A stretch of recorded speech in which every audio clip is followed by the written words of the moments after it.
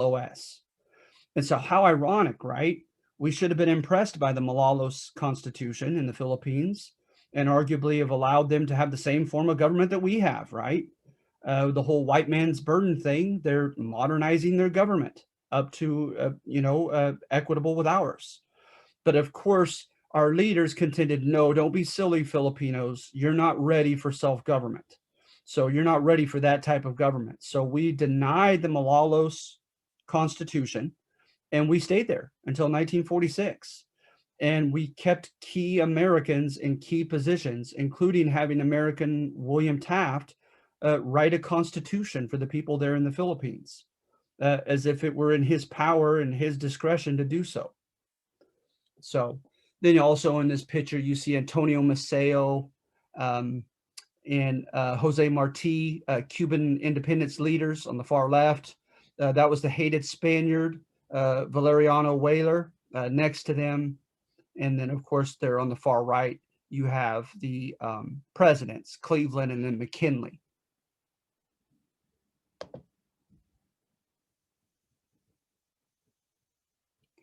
So how ironic, though, right? McKinley, as far as revisionist history goes, what an enigma, what a puzzle of a man. And I need you to remember that for the test. Is on the one hand, he shows evidence of being very hesitant to get involved in war. And I want you to look for that type of evidence in this handout, okay? Be sure to read all of these, even though you're writing on just one. But at the same time, right, when he does get involved, he gets us involved in Puerto Rico and the Philippines, where arguably our help was not even asked. He keeps us there at the end of the war. And by the way, when we denied the Malolos Constitution in the Philippines, Aguinaldo declared a war of independence against us. So how ironic, right? We're supposed to be in the Philippines to help them gain independence from Spain.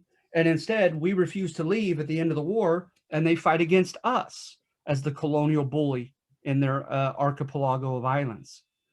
And we had like a Vietnam type war of suppression against the Filipino people for at least 4 years in the beginning of the 1900s.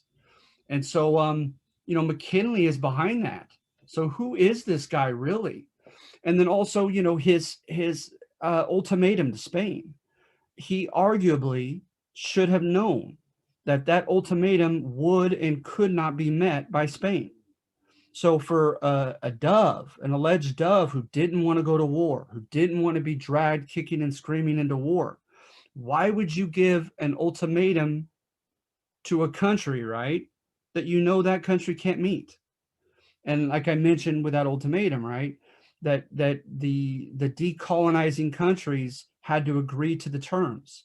And those decolonizing countries, especially Cuba, had made it clear they would not agree to anything less than complete independence. And they knew that was political suicide for the Spanish, even for their liberal party under Sagasta.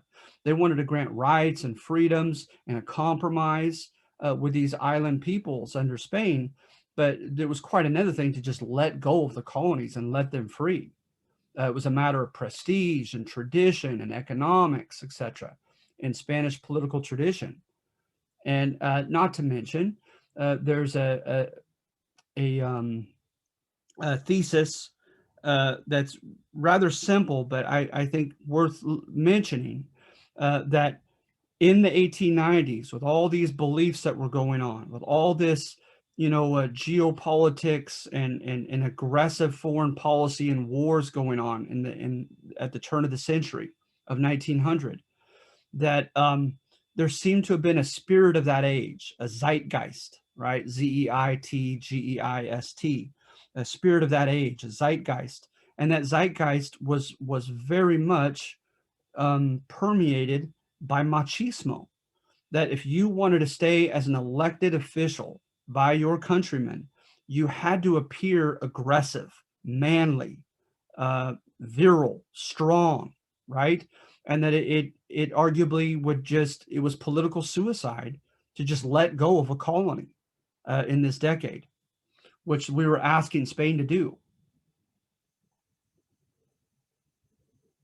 So then with number 3, right, you're looking for more evidence of this is revisionist history now. This revises the court romantic accounts, and it's much more cynical. And you're looking for evidence of pretty much a plutocracy, right? Plutocracy. And a plutocracy is a rule by the rich. It's ruled by the government, which seems to be in cahoots and have the same self-interest as the leading big corporations and businesses of its time period. And so, right, you have this, almost military industrial complex type argument, right, that we'll have later on in the 1950s during the Cold War, that big businesses wanted war contracts.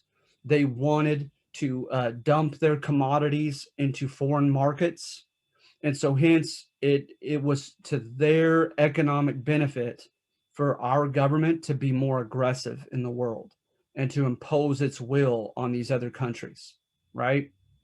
And then likewise, when you look at some of the leaders, etc., you could see conflict of interest among some of our leaders who were like major shareholders in some of these big corporations that stood to gain money in the Philippines and in Cuba by selling their products there and extending their businesses in these island nations, etc. And then you have some that just less overt, less obvious than that, but just had a very conservative education at the Ivy League schools as leaders, and were basically told what's good for big business is good for America. All right. So you have a guy named Horace Allen who pushes us to get involved in Korea and in China. You have James G. Blaine pushing us to get involved in Latin America, who also seem to have enriched their own pocketbooks with the U.S. involvement in those countries.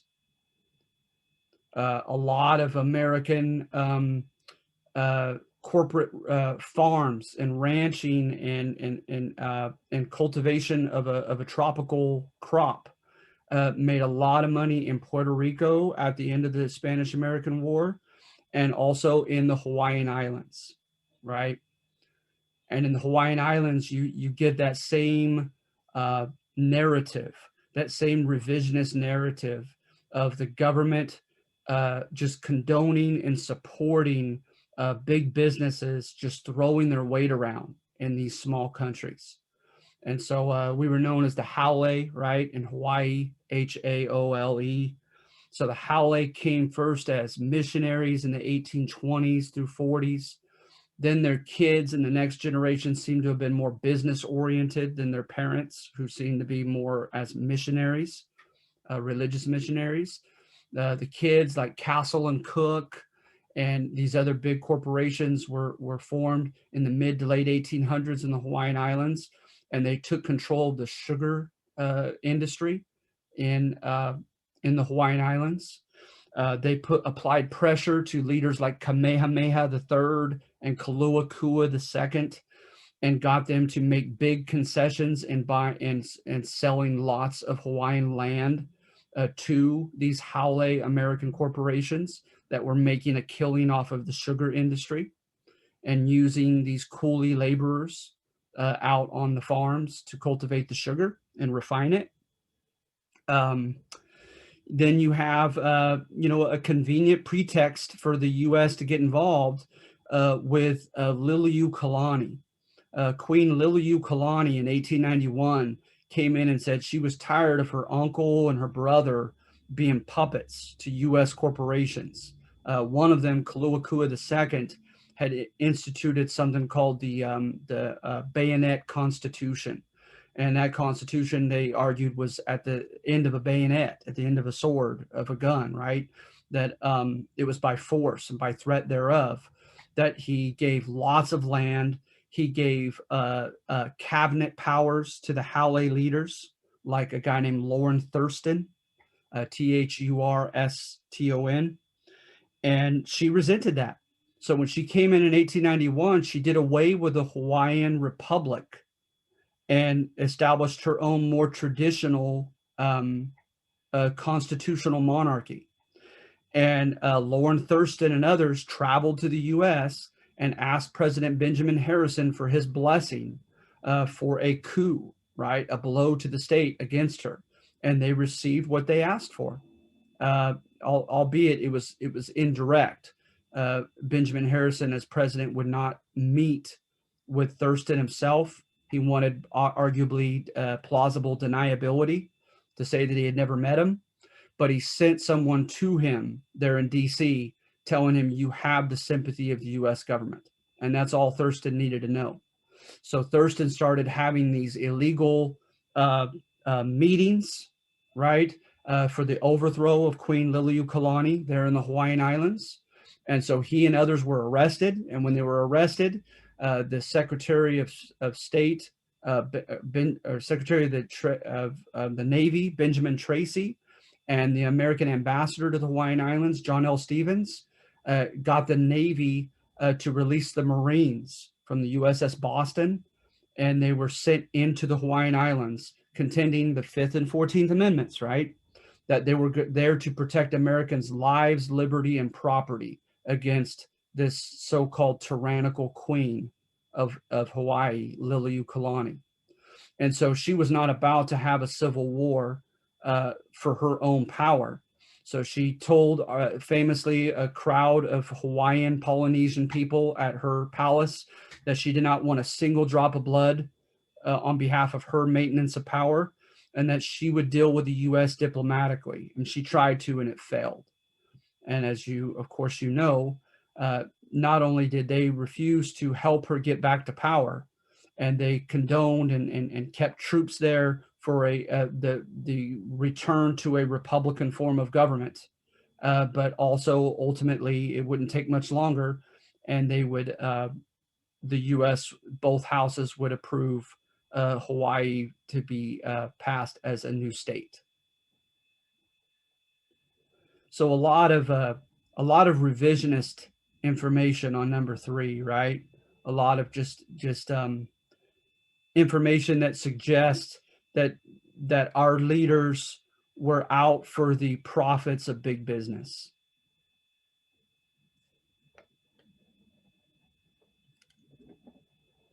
All right, so are there any questions from what we've covered?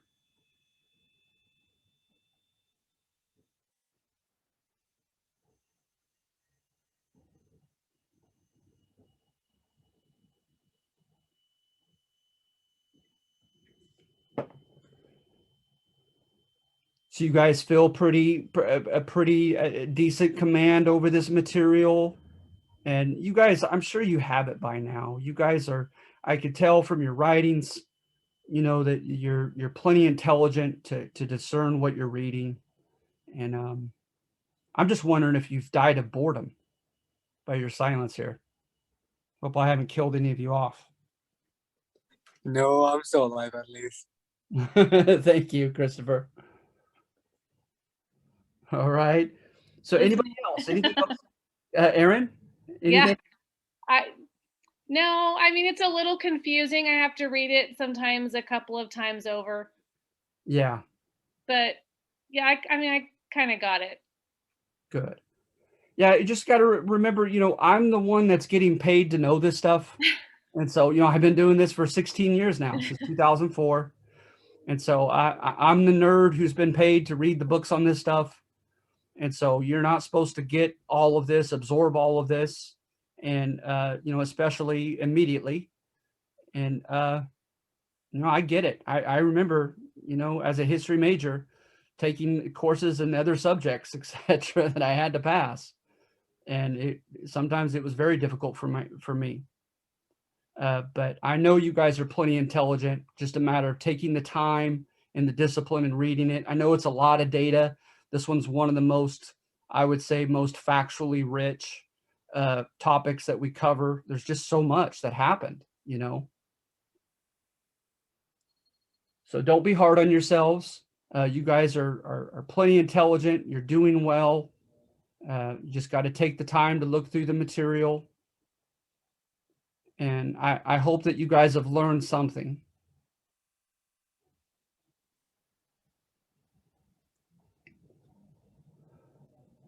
Okay, so I think I have everyone's names, and so you'll get your extra credit for this, okay? And if you guys don't have any other questions, I'm going to go ahead and let you guys go for the week. It's Okay. nice to see you guys, especially being cooped up. I've had COVID. I had to go to the hospital.